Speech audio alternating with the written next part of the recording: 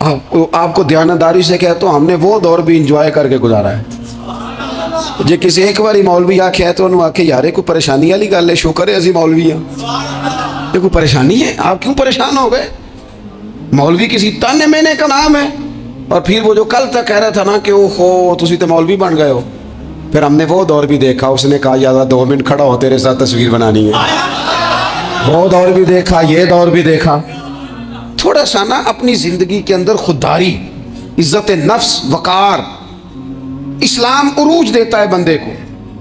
مسلمان تیزی سے دبتے چلے جاتے ہیں. ملک شام کا بندہ آ گیا حضرت عمر کو ملنے. اس نے آتے ہی پوچھا تمہارے بادشاہ کا محل کہاں؟ انہوں نے کہا جی ہمارے بادشاہ کا محل نہیں ہوتا.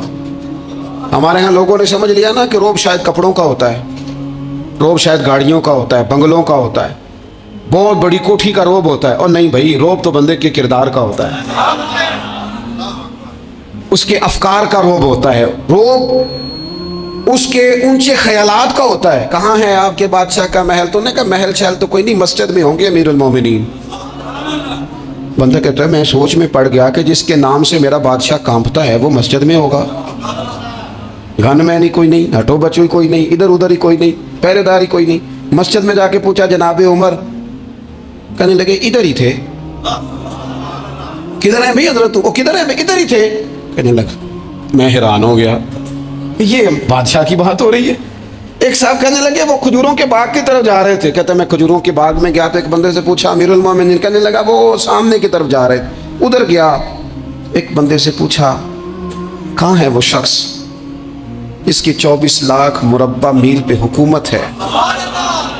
کہاں ہے وہ شخص جو مدینے میں بیٹھ کے نعرہ لگاتا ہے تو کیسر و کسرا کانپ جاتے ہیں؟ وہ بندہ کدھر ہے کہ جس کی بات جگہ جگہ ہوتی ہے، جس کا تذکرہ سنا ہے کہ اسے دیکھ کے شیطان بھی رستے بدل جاتا ہے؟ انہوں نے کہا وہ دیکھ رہے ہو کھجور کے درخت کے نیچے کنویں کے ساتھ مٹی کا ڈھیلا تکیے کی جگہ رکھ کے وہ جو تامت باندھے کرتا پہنے سویا ہے وہی تو فاروق اعظم ہے. وہ شخص کہتا ہے عمر سوئے تھے. شیر سویا بھی ہو تو اس کا روب ہوتا ہے.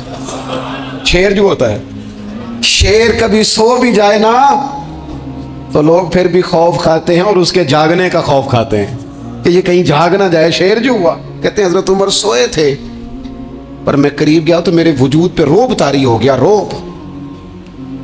اور میری زبان سے بے ساختہ یہ جملے نکلے کہ عمر تو انصاف کر کے سویا ہے نا، تو مٹی کے ڈھیلے پہ بھی تجھے سکون کی نیند ہے. خودداری، وقار، عزت، یہ احساس کمتری سے باہر نکلیں. ہم نے اپنے بچوں کو مسل ڈالا ہے، وہ تسی ماڑے دے بچے ہو، تسی تو نہیں نہ آگے جا سکتے. وہ اسی غریب لوگ نہ بیٹے تو فلانے کے ساتھ نہ جایا. ہم نے اپنے بچوں کی خواہشات تباہ کر دی، کمزور کر کے رکھ دیا، انہیں بار بار سکھایا ہم نے. خوددار تھا وہ باپ جس کی تھوڑی سی آمدن تھی پر وہ گرمیوں میں اپنے پتر سے کہتا تھا پتر بڑولے میں دانے ڈال دیے ہیں، تمہاری ماں نے مرتبان میں اچار ڈال دیا ہے، لو اب ساری گرمیاں پرواہ ہوئی گئی. وہ خوددار لوگ تھے.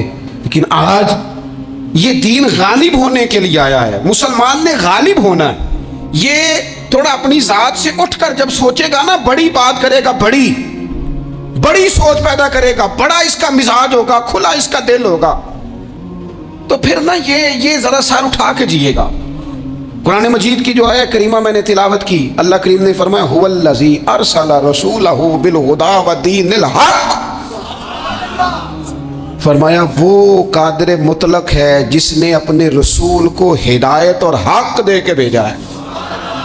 2 چیزیں دے کے بھیجا ہے، ہدایت اور حق. کتاب ہدایت اور حق حضور لے کے آئے. کس لیے بھیجا ہے؟ کہ نیرا تسبیح پڑھیں اور سو جائیں؟ نیرا جناب عبادت کریں اور آرام کریں؟ نیرا جناب تلاوت کریں اور آرام کریں؟ نہ. هو الذی ارسل رسولہ بالہدی ودین الحق. وہ رب ہے جس نے اپنے نبی کو، اپنے رسول کو ہدایت اور حق دے کے بھیجا ہے. کیوں؟ کہ لیظہرہ علی الدین کلہ، تاکہ اس دین کو تمام دینوں پر غالب کر دے، اس کو غالب کرے، ہر دین پر یہ دین چھا جائے. وَلَوْ كَرِهَ الْمُشْرِكُونَ. اگرچہ مشرکوں کو یہ بات بری ہی لگے، نا پسند آئے، کسی کو نہیں آتی. لِيُظْهِرَهُ عَلَى الدِّينِ كُلِّهِ. یہ دین غالب ہونے کے لیے آیا. غالب تو نماز بھی پڑھ، عبادت بھی کر، لیکن یہ بھی خیال رکھ کہ دنیا میں نماز والے نبی کا نظام بھی قائم کرنا ہے۔ تیرے پاس نری مسجد نہیں ہونی چاہیے، حکومت بھی ہونی چاہیے۔ مسلمان کے ہاتھ میں نری تسبیح نہیں ہوگی، یہ انان حکومت بھی چلائے گا۔ اس کے اندر خودداری ہوگی۔ حضرت عمر تہجد بھی پڑھتے تھے اور سویرے حکومت بھی کرتے تھے۔ حضرت صدیق اکبر ساری رات مدینے والے کی یاد میں رویا بھی کرتے تھے، اور صبح اٹھ کر تلوار لے کر نبی پاک علیہ السلام کی ختم نبوت کے منکروں کے خلاف جہاد بھی کیا کرتے تھے۔ جب تک اپنے مزاج میں وہ شوق نہیں پیدا ہوتا کہ دین کو غالب کرنا ہے، جدوجہد کرنی ہے، کوشش کرنی ہے، بڑا سوکھا ہے ہمارے لیے بھی، آرام سے نماز پڑھیں، نفل پڑھیں، عبادت کریں۔ اور ویسے بھی اسے لوگ زیادہ بڑا پیر سمجھتے ہیں جس کی تسبیح زیادہ لمبی ہو۔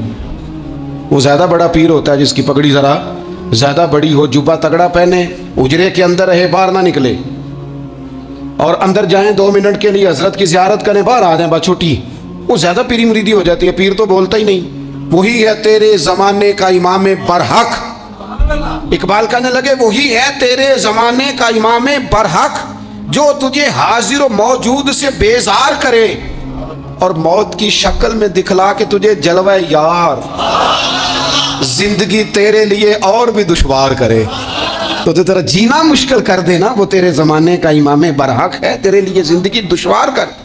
یہ کیا بات ہوئی کہ ٹھیک ہے جناب آپ موج کریں جو دین غالب ہونے کے لیے آیا، دین کے مزاج میں غلبہ ہے، دین کی طبیعت میں غلبہ ہے، دیندار چھا کے وقت گزارا کرتے ہیں۔ اللہ تعالیٰ نے اس دین کے اندر وہ قرار دیا ہے، وہ وسعت دی ہے، وہ درد دیا ہے، وہ ذوق دیا ہے۔ اپنے اندر سے وہ بت توڑ ڈالیں جو بت مایوسی پھیلاتے، ان جگہوں سے نکل آئیں جہاں انسان کمزور پڑتا ہے۔ اٹھ باندھ کمر کیوں ڈرتا ہے، پھر دیکھ خدا کیا کرتا ہے۔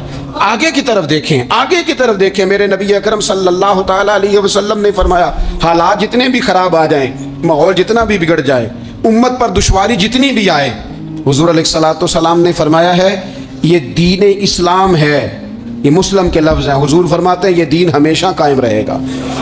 اور فرمایا ایک جماعت ہوگی پوری میری امت کی جو دین اسلام کے دفاع میں کام کرتی رہے گی، جدوجہد کرتی رہے گی، کوشش کرتی رہے گی، ہمت کرتی رہے گی۔ میرے عزیز حضور نے فرمایا ہمیشہ یہ دین قائم رہے گا، اور ایک جماعت ہمیشہ اس دین کے لیے کام کرتی رہے گی۔ اور میرے نبی پاک علیہ السلام نے فرمایا 100 سال کے بعد تو اللہ ضرور اس امت میں ایک ایسا شخص پیدا کرے گا، یہ ابن ماجہ میں حدیث موجود ہے، جو اس دین کی نئے سرے سے تجدید کر دے گا۔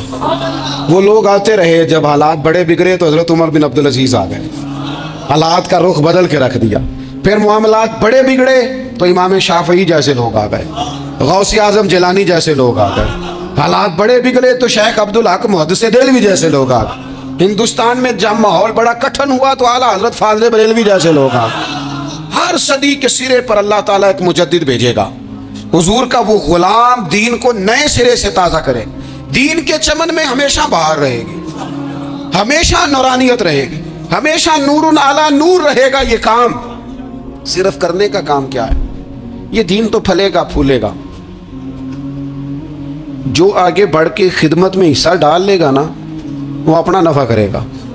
یہ قرآن پاک ہے، یا ایھا الذین آمنوا ان تنصروا اللہ ینصرکم ویثبت اقدامکم۔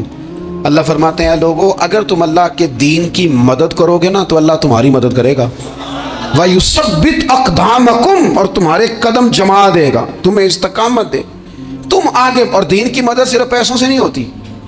کوئی شخص سمجھے کہ فقط مال سے مدد ہوتی ہے، جب آپ وقت پر آ کر مسجد میں جمعے کی نماز ادا کرتے ہیں تو یہ بھی آپ دین کی خدمت ہی کرتے ہیں۔ جب آپ دینی اجتماعات کی رونق بڑھاتے ہیں تو یہ بھی آپ دین کی خدمت ہی کرتے ہیں۔ جب آپ کسی دین کے طالب علم کا حوصلہ بڑھا دیتے ہیں نا، بیٹے بڑی بات ہے قرآن پڑھتے رہنا، یہ بھی آپ خدمت ہی کرتے ہیں۔ جب آپ دین کے بارے میں کسی جگہ بیٹھ کے اچھی بات کر دیتے ہیں، یار اللہ کا فضل ہے ہمارے دین میں یہ خیر اللہ نے رکھی، یہ بھی آپ دین کی مدد ہی کرتے ہیں۔ آپ کسی بھی جگہ کسی بھی حوالے سے دین کے لیے کوئی بھی پیغام دیتے ہیں، کوئی بھی بات کرتے ہیں تو آپ دین کی، یہ ساری خدمات دینیاں ہیں، یہ سارا درد ہے، یہ سارا ذوق ہے۔ ہم اپنا اپنا حصہ جس طرح بھی ملا سکیں دین کی حمایت میں، دین کی مدد میں، جہاں کوئی ایسی بات ہو رہی ہو وہاں ہم دفاع کے لیے کھڑے ہو جائیں۔ ہر شخص اپنے اپنے مقام پر دینی ابلاغ میں، دین کی تبلیغ میں اپنا کردار ادا کرے۔ ایک جملہ کوئی بول دینا رسول پاک کے دین کی مدد میں، ایک جملہ، یعنی کسی کو صرف اتنا کہہ دینا کہ یار تو اپنے بیٹے کو، تیرے 5 بیٹے ہیں، ایک کو قرآن مجید کا عالم بنا دے، تو کہہ کے چلا گیا اور تو تیری وجہ تجھے خبر بھی نہیں کہ شاید اس نے تیری وجہ سے اسے داخل کرایا ہے، لیکن وہ اگر آ گیا پڑھ گیا تو دیکھ تجھے اجر اللہ کتنا عطا فرمائے۔ آدھا جملہ بول کے دین کے معاملے میں معاون بنے، کوئی خیر کا لفظ بول کے معاون بنے۔ ہم نہ ہمت نہیں کرتے، ہم کہتے ہیں وہ فلانا کرے گا، بڑا آدمی کرے گا، مولانا کریں گے، پیر صاحب کریں گے، اپنا اپنا حصہ، اپنی اپنی خیر۔ حضرت عمر نے بھی بڑا کام کیا ہے دین کی خدمت میں، پر سیدنا بلال کی خدمت کا کوئی انکار کر سکتا ہے؟ ڈیوٹی حضرت صدیق اکبر کی بھی زیادہ ہے، پر جناب سلمان فارسی کی خدمت کا انکار کیا جا سکتا ہے؟ ہر ایک نے کام کیا، ہر نقطے کا اپنا عروج ہے، اپنی، اور یہ دین غالب ہوگا، غالب۔ یہ مت سمجھے تھوڑے سے حالات کمزور آئے ہیں اور تھوڑا سا مسلمان محکوم ہوئے ہیں مالی طور، اپنی کوتاہیوں کی وجہ سے ہوئے، اپنی غلطیوں کی وجہ سے ہوئے، اپنے اعمال کے سبب ہوئے، تو ڈر ڈر کے نہ جئیں۔ نبی پاک صلی اللہ تعالی علیہ وسلم سفر پہ تشریف لے گئے،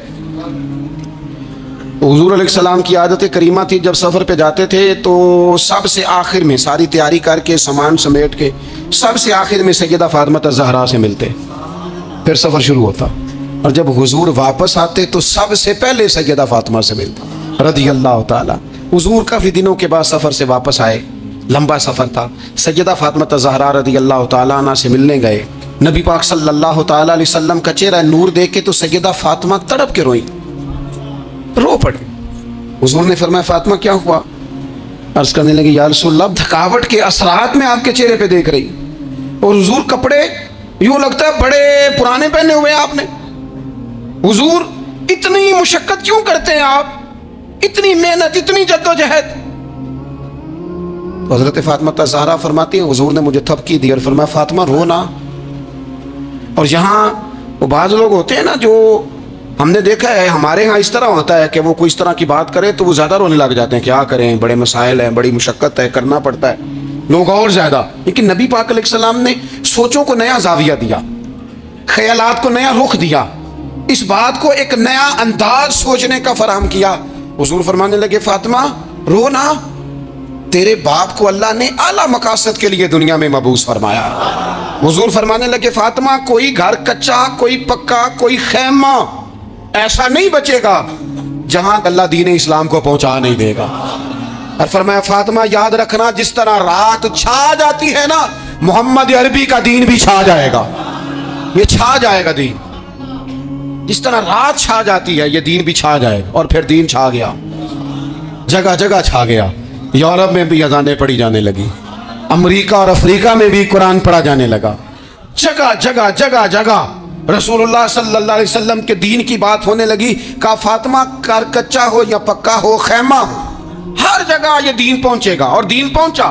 دوستو کمزوری وقتی طور پر ہے، حالات وقتی طور پر ہیں، مسلمانوں نہ گھبراؤ، خدا کی شان باقی ہے۔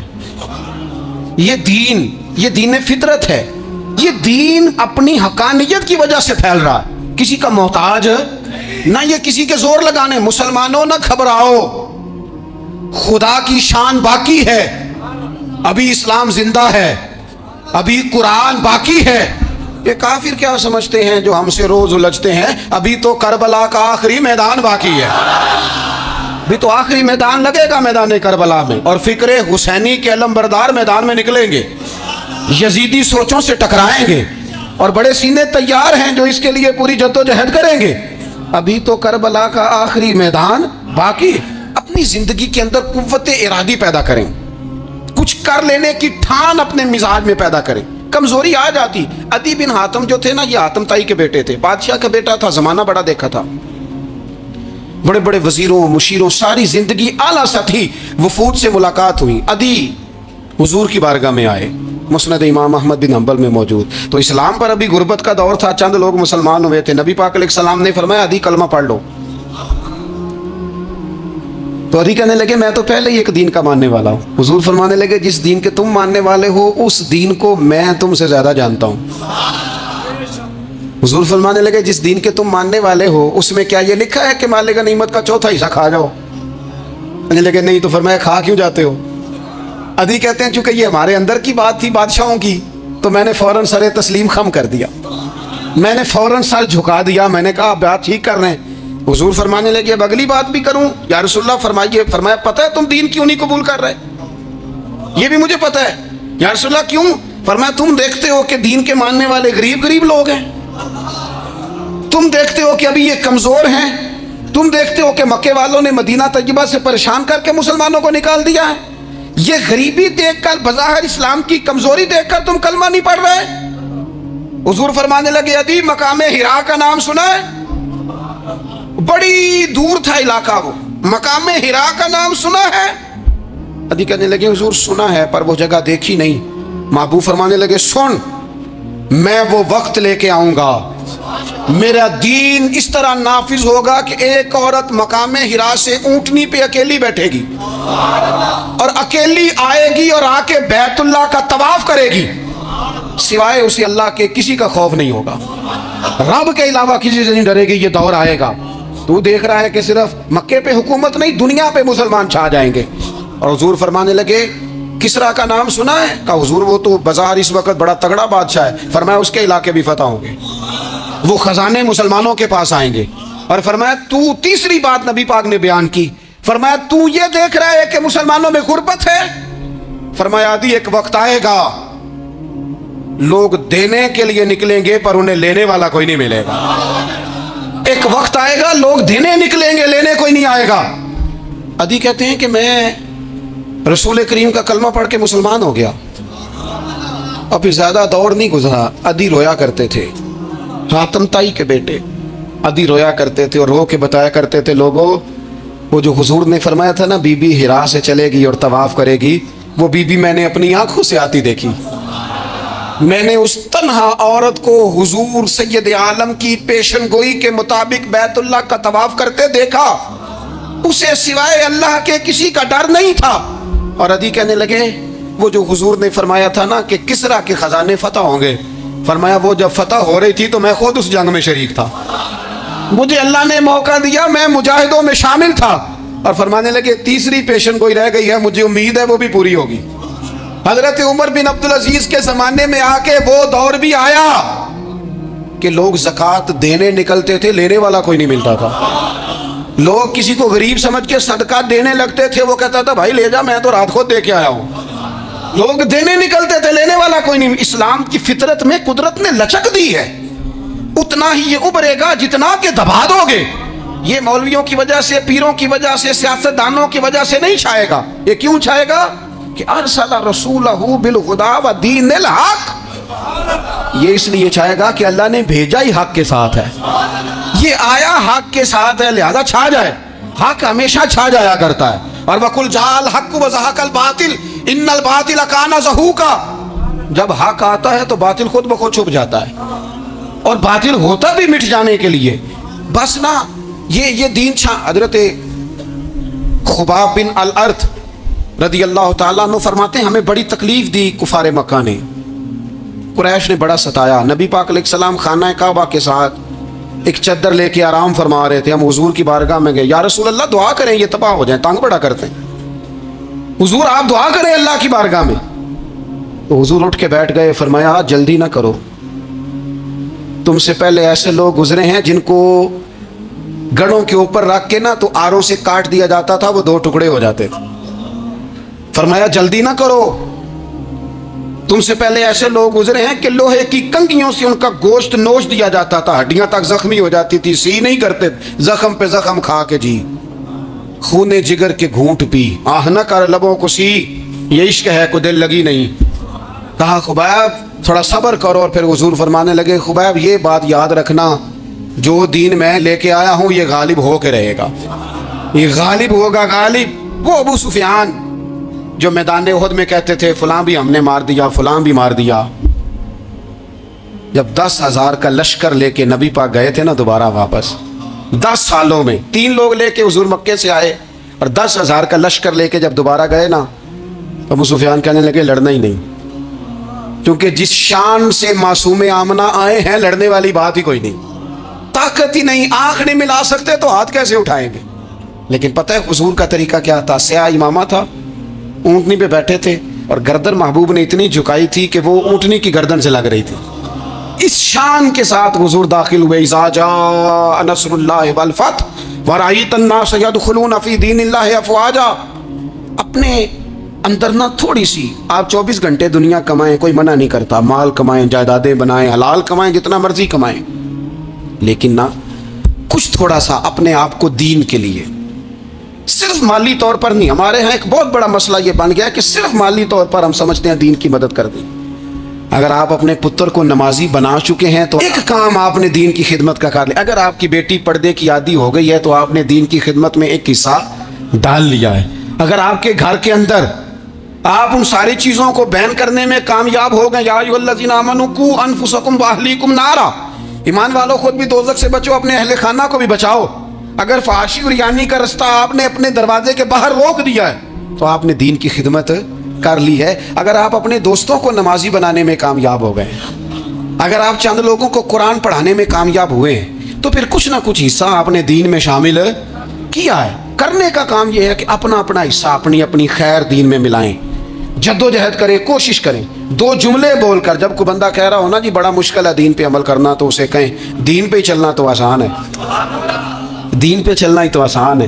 جب بڑی دین مخالف باتیں ہو رہی ہوں تو وہاں ساری برادری اکٹھی بیٹھی ہے نا, بچے کے دن رکھے جا رہے ہیں, تو میں دین کی خدمت بتا رہا ہوں کیا کیا کرنی ہے.